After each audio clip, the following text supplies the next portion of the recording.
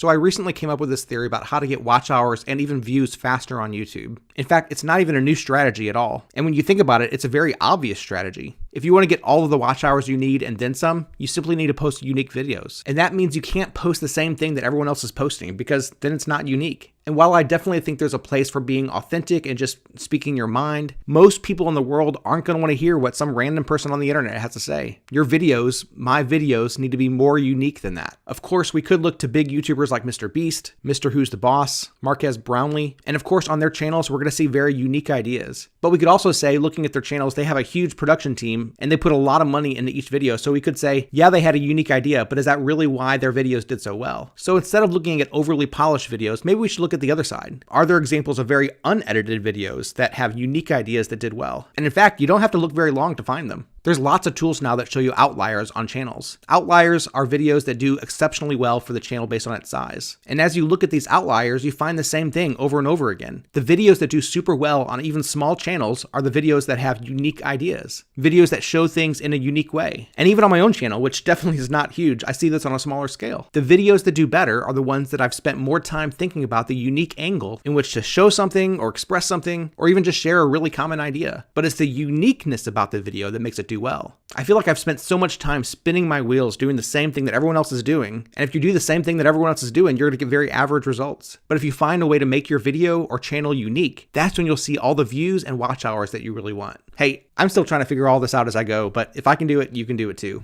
I'm just an average guy.